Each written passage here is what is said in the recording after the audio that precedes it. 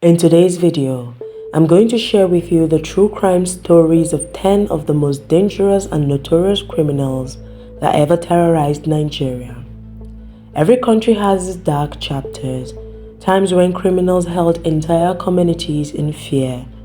Nigeria, a nation in West Africa, has had its own fair share. From deadly armed robbers and terrorists to ritual killers and even serial murderers who shocked the nation with their brutality. So today we're diving into the chilling stories of 10 of the most feared criminals in Nigeria's history, who they were, what they did, and how they were finally brought down.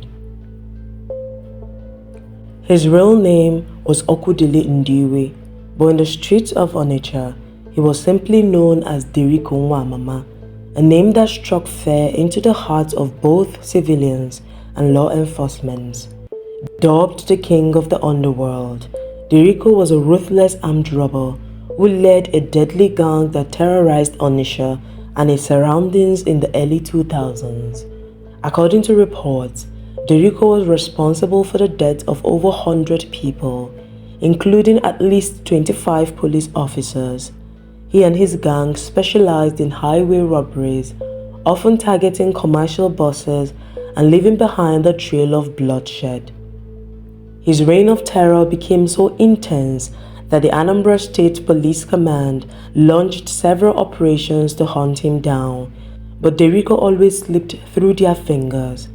But his luck eventually ran out in 2001. The infamous vigilante group known as the Bakassi Boys, who had been empowered to clean up crime in the southeast, finally captured him. He was paraded through the streets of Onitsha like a trophy of justice, and in broad daylight, at a crowded public square, Derico Nwamama was beheaded, marking a brutal end to one of Nigeria's most feared criminals. He called himself doctor, but he was no healer. Ishola Oyenusi was Nigeria's first known and most feared armed robber in the early 1970s. Emerging shortly after the Civil War, Oyenusi unleashed a wave of terror that shook the country to its core. His name alone sent shivers down the spines of Nigerians. Oyenusi was no ordinary criminal. He was bold, brutal, and disturbingly confident. At the peak of his reign, he famously declared, "The bullet has no power over me." Many believed him to be invincible. His journey into crime began in 1959, but he cemented his name in infamy when he committed a cold-blooded murder during a car theft on the Herbert Macaulay Road in Yaba, Lagos. And why did he do it? Just to get money so his girlfriend could buy makeup. That petty motive was the beginning of a trail of blood that would span several years. By the end of the Civil War, Ishola had become a hardened, sadistic robber who enjoyed inflicting pain. His final haste came in March 1971 in Ikeja, Lagos. This time, the law caught up with him. He was executed later that year in a public firing squad at the famous Bar Beach in Lagos in front of over 30,000 people. What shocked the crowd the most wasn't just his fall from grace, but the way he faced death, tied to a drum, flashing a wicked smile till his very last breath. He smiled to his death. To many who lived through the 1970s and early 80s, the name Shina Rambo wasn't just a criminal. It was a nightmare. Feared across Nigeria, especially in the southwest, Shina Rambo was a dreaded armed robber with a reputation for taking over entire highways with his gang. But what made him different wasn't just his ruthlessness, it was the mystery. He was deeply involved in black magic and was said to be heavily fortified with charms that made him invisible to bullets and law enforcement.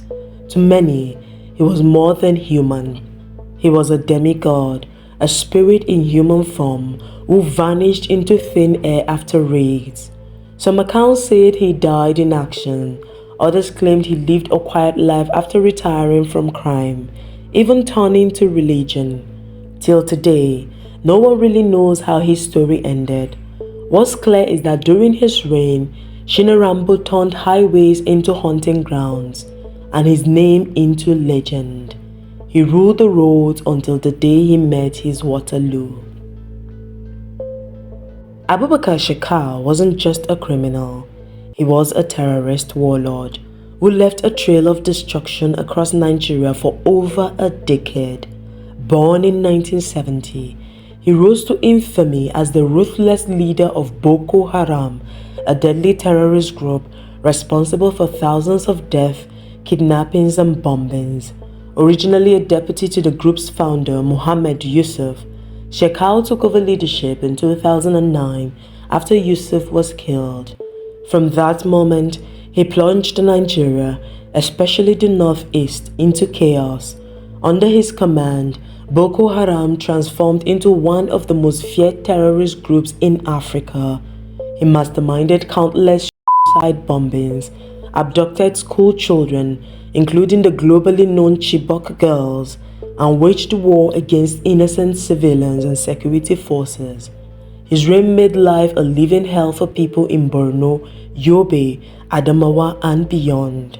In 2015, Shekau pledged allegiance to ISIS, intensifying his attacks and drawing international condemnation. His defiance against the Nigerian government, especially during President Goodluck Jonathan's administration, made him a national and global menace. But his end finally came in May 2021 when he reportedly blew himself up during a confrontation with a rival extremist faction after being cornered by Nigerian military forces. With his death, many breathed a sigh of relief. To many, Abubakar Shekau remains the most dangerous criminal in Nigeria's history. Gracious David West was not a name many Nigerians knew until 2019, when his horrifying acts shocked the entire nation. Known as the Port Harcourt serial killer, Gracious left behind a trail of young women who met their death in the most chilling fashion. Born into a troubled home, he claimed his life spiraled after his mother was poisoned, and he failed to live up to the expectation placed on him as his father's only son. With no direction, he turned to crime and joined a notorious cult group known as Deban. His killings followed a disturbing pattern. Every night, Gracious would go to nightclubs around Port Harcourt in search of unsuspecting young women.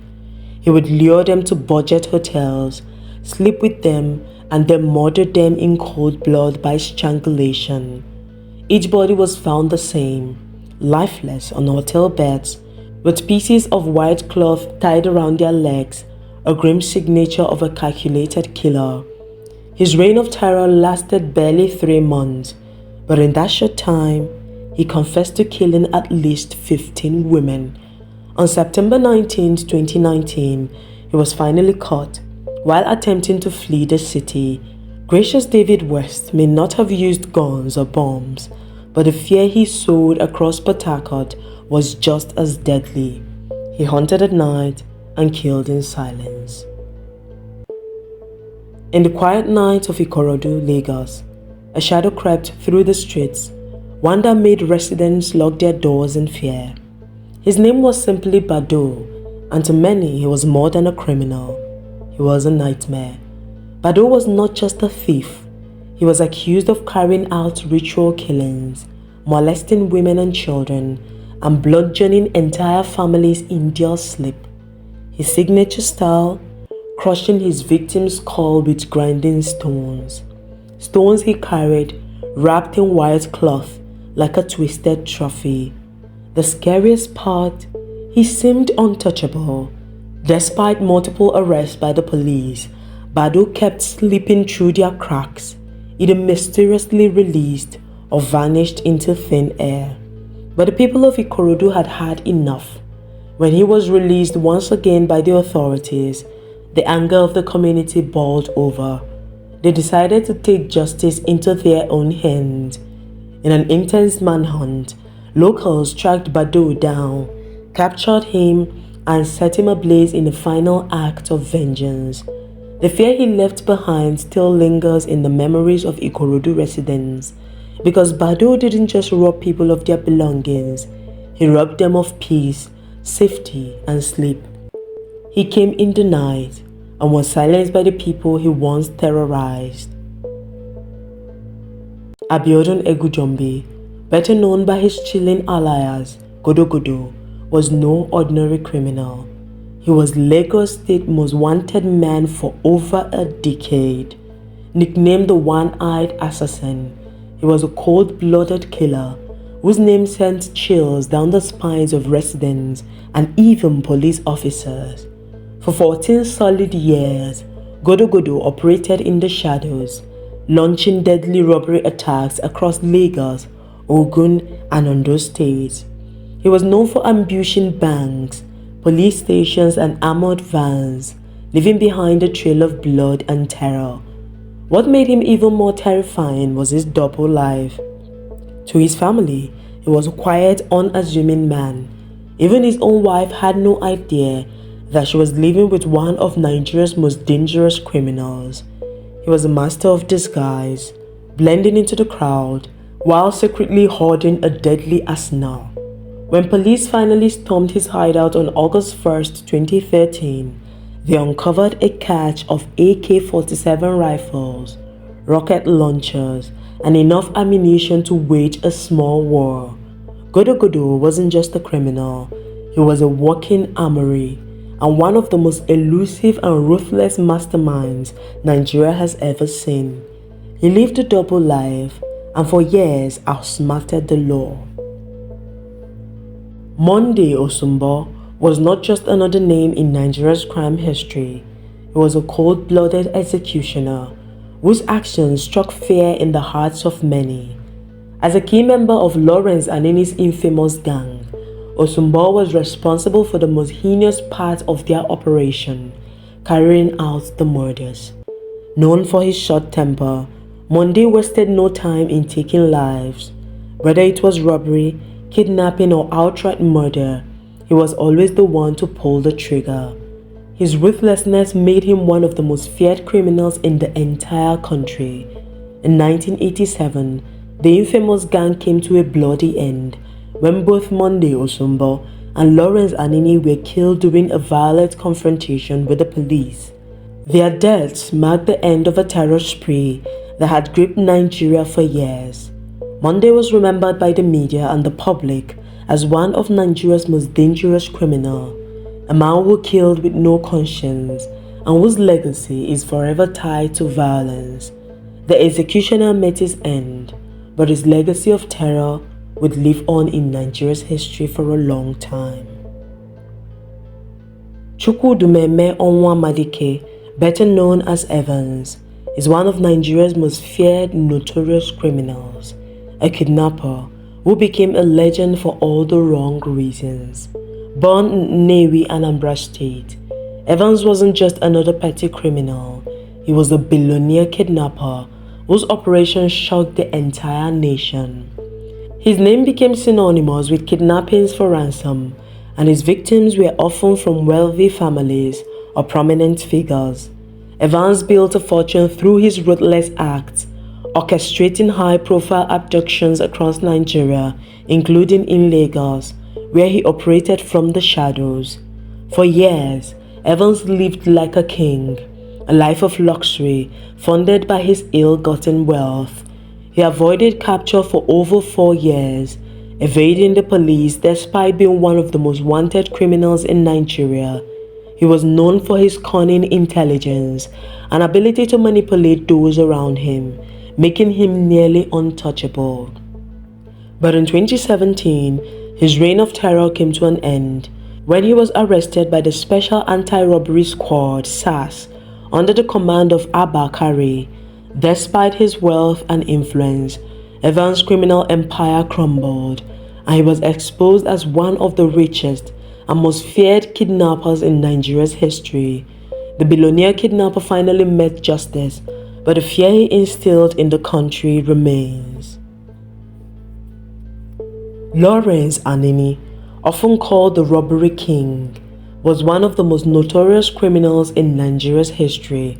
Operating primarily in the southern region of the country, he became infamous for his unprecedented string of robberies that terrorized the people of Benin and beyond.